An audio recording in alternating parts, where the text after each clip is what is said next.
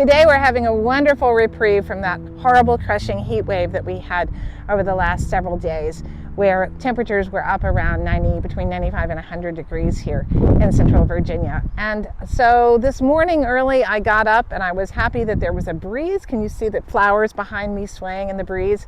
And I pulled out all of my brassicas except for a few kale plants. So my cauliflower plants that were done, my broccoli plants that were done.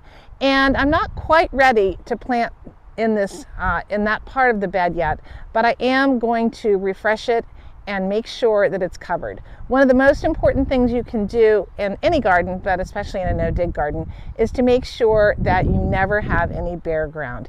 The minute you have bare ground, it's going to dry out. It's not going to get enough moisture. The sun is going to just bake it. If you're in a clay area like mine, you'll get very brick-like soil.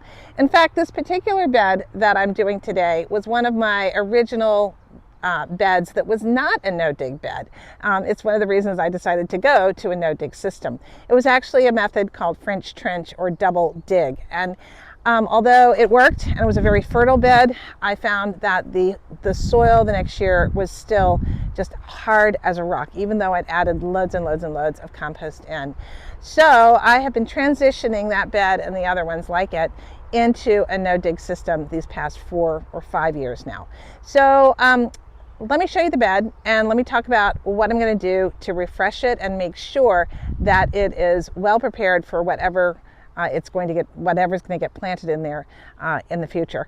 Haven't quite decided, but I have a couple ideas. I'll let you know. Just start by removing some of the material in here, just spreading it aside a little bit.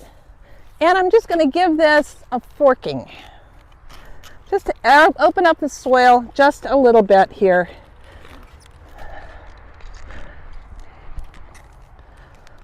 You can see what I mean about the compaction, right? How it is still pretty tough, even though it's been a no-dig bed for quite some time. One of my favorite tools is this garden fork right here. I love it.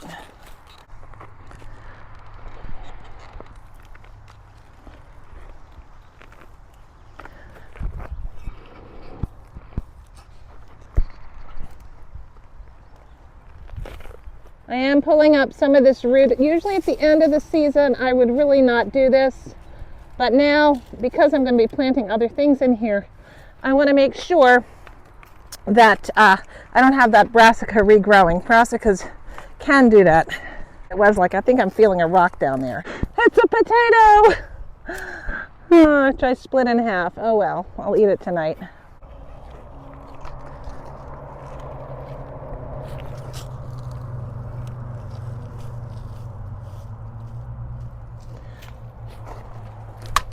I'm just moving the mulch out of the way a little bit.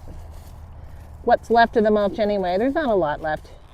We're supposed to get some rain later today, which is great because it's going to give a chance to really wash some of the stuff that I'm putting on here, kind of get it to meld together, and that'll be awesome. I have a little bit of this organic granular fertilizer. I'm just going to throw it on. Not necessary, but useful in that what's been in here have been some pretty hungry plants.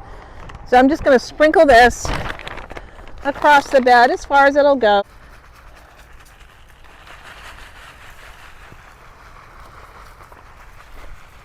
Next thing I'm going to do is put down some compost. This is my homemade compost, and I'm just going to pop it around here into the garden bed, not on the outside here. I'm going to go get one more bucket of compost. Is it possible to overdo compost? I don't think so. But you know, once you've got your beds really well established, you can just get away with adding, half an inch in the fall or so, or maybe an inch. If you want to know how I make my compost, I have a playlist on my channel, and you can see how I made this particular compost. I have really been able to make a lot more. And this is the first year that I haven't had to buy any, and so far, we'll see what happens in the fall. Okay, that looks just like I like it. The final thing is we're going to top this with a good layer of, if we can do it, oh, hello, little worm, I'm sorry, you go right back in there, of spoiled hay. Spoiled hay is just old hay left outside to spoil. It's already started the composting process. This will serve as a mulch.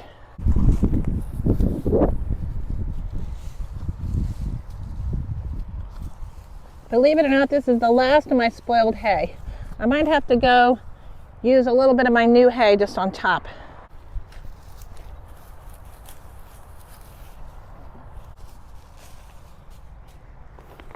Well, I'm happy to say that that job is done and did not take that long. I'm just grateful that it's not so hot. So the hay is going to do several things. It's going to compost down further, add to the richness of the soil. It serves as a great insulator. It's going to keep the soil nice and cool, especially as on these blazing hot summer days. So I always mulch. I use predominantly hay, generally old spoiled hay as much as possible. Sometimes I do use straw, but whatever I do, I mulch, because that is really the secret to having a very successful, for me, no-dig garden. Anyway, I'm gonna go in and have a nice big glass of water, because even though it's cooler, it's still pretty warm out here. I hope your garden is growing well, and I hope you're well. Take care.